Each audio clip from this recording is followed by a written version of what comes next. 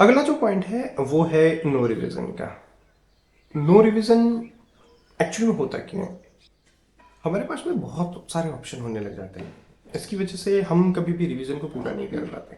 Market में हर दूसरे दिन एक नई किताब आने लग गई है, उस टॉपिक से रिलेटेड, उस सब्जेक्ट से रिलेटेड, उस एग्जाम से रिलेटेड, और कुछ नया किया हुआ होता है उन्होंने। कुछ अपडेटेड नोट्स के नाम से आ जाएगी, राजस्थान के अंदर इतने जिले हो गए, इस उस चीज़ को वो ऐड कर लेंगे।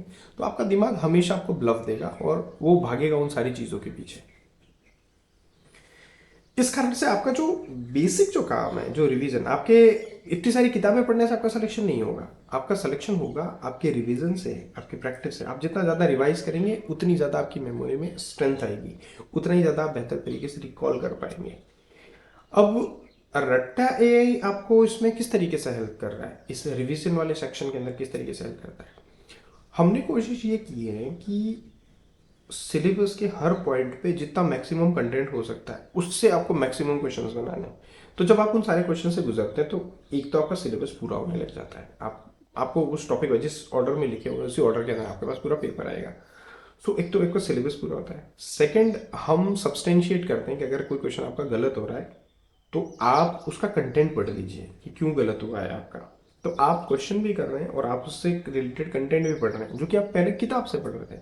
अब क्या है, आपको भूख लगी, ये क्वेश्चन गलत हुआ है, इसका मतलब आपका दिमाग अब भूखा है उसकी इन्फॉर्मेशन देने के लिए। उसी समय हमने आपको वो इन्फॉर्मेशन दे दी है, तो आपका वो रिवीजन भी हो गया। आप देख रहे हैं, पहले आपको रिवाइज कराया, जो चीज़ आपके कौन से क्वेश्चन गलत होंगे, जो आपको नहीं आते होंगे, जिनमें आपको कन्फ्यूजन होगा, जिनमें चीज़ें क्लैरिटी नहीं होगी आपको अभी तक के मोड में, इसलिए गलत हो रहे हैं आपके।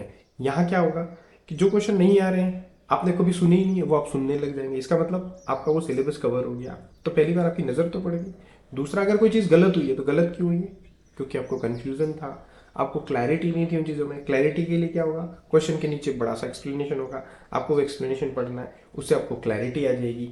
सो हो क्या रहा है, आपका आप पढ़ भी रहे हो और चीज़ें आपकी रिवाइज भी हो रही हैं। घूम के फिर यही क्वेश्चन वापस आपके पास में आएंगे। आएंगे कौन से, जिस पे आपको फोकस करने की ज़रूरत है, जो एरिया आपका ग्रे है, जिस एरिया पे आपके काम नहीं हुआ है, उन सारी चीज़ों के ऊपर ही आप बार बार फोकस करेंगे। सो आपका रिवीजन होने लग जाएगा। सो जब आप 40 से 50 हज़ार क्वेश्चन करेंगे, अगर इसी फॉर्मेट में 400-500 क्वेश्चन अगर आप करते हैं, तो अगर मान लीजिए 400 पकड़ के चलिए आप, तो अगर आप दिन में 400 क्वेश्चन सॉल्व करते हैं तो 10 दिन में 4000 क्वेश्चन होते हैं, एक महीने में 12000 क्वेश्चन होते हैं। और अगर आप 5 महीने आप अगर उसके साथ में काम करेंगे इसी पेस के साथ में, तो 60,000 क्वेश्चन सॉल्व हो जाए। 60,000 क्वेश्चन है तो मेरा दावा है, और मैंने जो देखा है पिछले स्टूडेंट्स के साथ में, अगर आप 60,000 क्वेश्चन सॉल्व कर लेते तो आपका आराम से रिवीजन 4 से 5 बार हो जाएगा। जो कि आप एक बार पूरा सिलेबस भी पूरा नहीं होता था अभी तक आपका, जब यहाँ पे आपके 4 से 5 बार रिवीजन होने लग जाएगा। और रिवीजन की इंपॉर्टेंस आपसे बेहतर कौन जानता है? आप चाहते तो, आपको पता तो है, लेकिन क्योंकि आपने टाइम को उस तरीके से मैनेज नहीं किया है तो उसकी वजह से आपका रिवीजन नहीं हो पा रहा है। यहाँ पे सारी चीज़ें आपको नहीं करनी है, आपको सिर्फ परफॉर्म करना है। रेस्ट जितनी भी चीज़ें हैं, क्वेश्चन पेपर को बनाना है, क्या चीज़ आप पढ़ेंगे, उन चीज़ों को कैसे मैनेज करेंगे, उनकी रिपोर्टिंग किस तरीके से होगी, उनको लिखेंगे किस तरीके, ये सारा काम ऐप के द्वारा कैटर किया जा रहा है। आपके मेंटोर्स उन सारी चीज़ों को देखे तो दो लोग मिल के उनके ऊपर काम करते हैं। तो बहुत स्ट्रेटेजिकली आपके साथ में आपका रिवीजन हो जाएगा, आपका कंटेंट पूरा हो जाएगा, 4 से 5 बार रिवीजन होगा। तो आपकी ये प्रॉब्लम, आप इस नो रिवीजन का जो जोन है अभी आपका, आप उससे बाहर आ जाएंगे। अब हम सबसे आखिरी और सबसे इंपॉर्टेंट पॉइंट पे बात करते हैं। अभी आप नो प्रैक्टिस जोन पे बात। नो प्रैक्टिस जोन से मेरा मतलब होता है, ये एक्चुअली प्रैक्टिस जो है वो एक माइंड सेट है। प्रैक्टिस दो तरीके की हो सकती है। एक, ये जानने के लिए कि मेरी प्रिपरेशन कैसी है, और एक ये कि मैं प्रिपरेशन ही प्रैक्टिस के थ्रू करूँ। ये दो अलग चीज़ें हैं। जैसे विराट कोहली जो है, वो नेट्स में प्रैक्टिस करके चीज़ें सीखता है, न कि मुझे क्या आता है ये करने के लिए वो नेट्स में नहीं जाता, वो प्रैक्टिस इसलिए नहीं करता है। लेकिन हम कैसे प्रैक्टिस करते हैं? जैसे मैं ज़्यादातर स्टूडेंट से जब बात करता हूँ तो उनका पहला सवाल ही होता है कि भैया हमने तो पढ़ाई नहीं है, तो हम टेस्ट कैसे देते हैं? अब देखो, इस पूरे स्टेटमेंट को वापस सुनिए आप और उसको समझने की कोशिश कीजिए। कोई स्टूडेंट कह क्या रहा है कि मैंने पढ़ा नहीं है इसलिए मैं टेस्ट नहीं दूंगा। तो पढ़ के अगर तुम टेस्ट देना चाह रहे हो तो इसका मतलब क्या है? तुमने जो पढ़ा है वो याद हुआ है या नहीं हुआ, इस चीज़ का टेस्ट कर रहे हो। तो ये तो तैयारी का भाग नहीं हुआ ना, ये तो सिर्फ आप चेक कर रहे हो। अच्छा, मान लो मैं आपको ये कहता हूँ कि आपको 50% चीज़ें नहीं आती हैं, आपको मैंने टेस्ट करके ये बता दिया, इससे आपको फायदा क्या हुआ? सिर्फ पता ही लगा ना, प्रिपरेशन तो हुई नहीं आपकी उस चीज से। सो ये अप्रोच है, एक अप्रोच है डायग्नोस्टिक, कि आपको सिर्फ पता लग रहा है उन चीज़ों से। तो अभी जितनी टेस्ट सीरीज हैं वो देखिए कब लॉन्च होती हैं। वो लॉन्च होती हैं एग्जाम से 1 महीने पहले। मॉडल पेपर भी आपको मार्केट में 5 मिल जाएंगे, 10 मिल जाएंगे, 10 की बुकलेट मिल जाएगी, लेकिन वो एग्जाम से पहले है। वो सिर्फ आपकी नॉलेज को टेस्ट करने के लिए। हो सकता है 5-25 क्वेश्चन का आपको फायदा हो भी जाए उससे, लेकिन वो आपको बिल्ड नहीं करनी है। आप बिल्ड किससे होते हो? पढ़ने से बिल्ड हो रहे हो आप। लेकिन हम इस अप्रोच को चेंज कर रहे हैं। हम बच्चों से ये कह रहे हैं कि आप पढ़ाई ही क्वेश्चन के थ्रू करो। अभी आप 100 पेज पढ़ते हो, आपको याद नहीं रहते, लेकिन आप 100 क्वेश्चन कीजिए, इसके बाद वो किताब पढ़िए, आपकी नज़र उस जगह पे रुकेगी जो जो सवाल आपके गलत हुए थे। जबकि इससे पहले भी आप वो किताबें पढ़ रहे थे, लेकिन आप बहुत तेजी से पढ़ पा रहे थे। अब आप तेजी से नहीं पढ़ पाओगे, अब आप सार गर्भित तरीके से पढ़ पाओगे और आप उन चीज़ों पे फोकस कर पाओगे, क्योंकि आपके दिमाग को पता है मैं क्या ढूंढ रहा हूँ। अब दिमाग को कैसे पता लगा? आपने रट्टा ए के थ्रू जो सवाल किए वो गलत हुए होंगे, उनके बारे में इंफॉर्मेशन मिली होगी। अब जब आप वापस पढ़ने जाएंगे लाइब्रेरी में बैठ के, तो आप जब पढ़ रहे होंगे तो आपकी नज़र उस जगह पे रुक जाएगी, राव जोधा पे जाके रुक जाएगी, क्योंकि पिछली बार राव जोधा का क्वेश्चन गलत हुआ था, तो उससे रिलेटेड जितनी इन्फॉर्मेशन होगी अब आप ज़्यादा ले पाए। जबकि इससे पहले भी आपने राव जोधा पढ़ा था और आपने एक पैराग्राफ के फॉर्म में पढ़ लिया था, वो आपके दिमाग में गया नहीं था। क्वेश्चन गलत करने के बाद पढ़ने का जो मज़ा है और जो लर्निंग होती है हमारी, वो अलग तरीके से होती है। तो हम अभी आप नो प्रैक्टिस जोन में, आप कब प्रैक्टिस करेंगे? जब आपको लगेगा कि मैं अब तैयार हूं और अब मैं प्रैक्टिस को करूंगा, तो आप एग्जाम से पहले करेंगे। ये अप्रोच मेरी नज़र में गलत है। आपको प्रैक्टिस पहले दिन से करनी चाहिए। जैसे विराट कोहली अपना प्रैक्टिस कर रहा है, वो एक गेम में जाने से पहले प्रैक्टिस कर रहा है, अपनी सारी कमजोरी वो प्रैक्टिस के अंदर दूर कर रहा है वो। तो आप भी उस तरीके से कीजिए और आप एक डिफरेंस पैदा कर पाएंगे। सवाल यह ये होता है कि इतनी प्रैक्टिस मिलेगी कहाँ से? अब मिलेगी तो आप मान लीजिए आपने मॉडल टेस्ट पेपर उठा लिया, तो आप एक पेपर उठाएंगे, वो सारा बिल्कुल मिक्स होगा उसके अंदर। कितने हो जाएंगे? 5, 10, 15, 20। आप अलग अलग भी जाएंगे, वो आएंगे सारे सेम, क्योंकि सब मार्केट में लगभग कॉपी करने की कोशिश करता है। यहाँ पे सिस्टम आपको इस तरीके से अलग मिलेगा कि वो पूरा जो पेपर होगा, एक बार तो आपको पूरा सब कुछ जैसे मिल रहा है वैसे मिलेगा, लेकिन एक टाइम के बाद में आपको आपके लिए डिजाइन किया हुआ पेपर मिलेगा। तो उससे एक तो आपको मजा भी आएगा, क्योंकि आपको आपसे रिलेटेड पेपर है वो।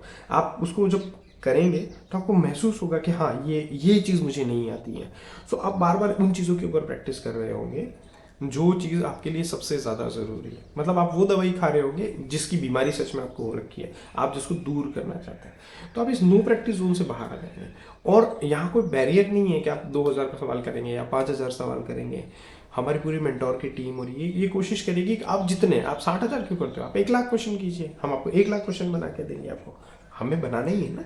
और end of the day result, हमारा एम क्या है, आपका एम क्या है, हमारा एम क्या है? हमारा एम है कि आप किसी भी तरीके से, जो भी तरीका हमारे पास में अवेलेबल है, उससे आप उस एग्ज़ाम को क्वालिफाई कर पाए और ऑप्टिमाइज तरीके से उस चीज़ को कर पाए।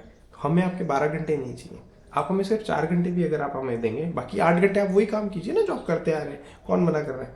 हाँ, अगर आप इससे ज़्यादा काम अगर आप हमारे साथ में करते हैं तो आपको फ़ायदा ज़्यादा होगा, हमें खुशी ज़्यादा होगी, लेकिन आपको रिजल्ट उसका मिलेगा।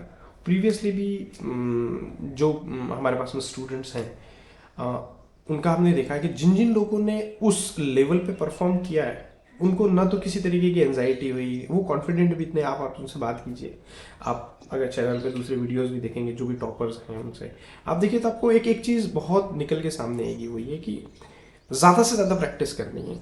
चलिए आप हमारे स्टूडेंट्स छोड़ दीजिए, आप आईएएस का किसी का इंटरव्यू उठा के देख लीजिए जो सक्सेसफुल कैंडिडेट है, आरएस का उठा के देख लीजिए, कैट का उठा के देख लीजिए, या दुनिया में सारे कामयाब लोगों को देखिए। वो एक चीज़ कहते हैं कि आपको प्रैक्टिस पे फोकस करना है। जो काम आपको करना है उसको आप जितनी बार उन चीज़ों का अभ्यास करेंगे, उन चीज़ों के ऊपर आपका वो हो जाएगा। सो अब इन सारी बातों को वापस से कंक्लूड करते हैं। मैंने जो 10 पॉइंट आपको बताए, आपकी करंट स्टेट अभी हुआ है। आप जैसे ही रट्टा अप्लाई करते हैं तो ये किस किस तरीके से आपको उस जोन से बाहर निकाल के एक अलग जोन में, एक विनिंग जोन के अंदर ले जाएगा, वो मैंने बात बताई।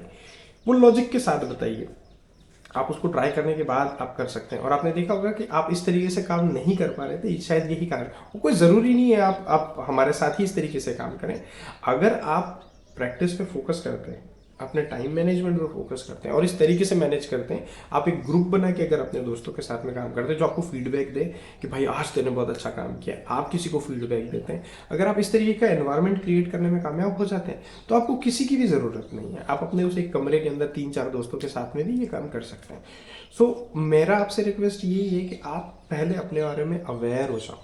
आपको ये पता होना चाहिए कि आपकी प्रिपरेशन का अभी स्तर क्या है, आपको कितने स्तर की ज़रूरत है, और आप यहाँ से यहाँ तक जाएंगे उसके लिए प्लान क्या है आपके पास में, और आप उसको रोज़ एग्जीक्यूट कर पाए।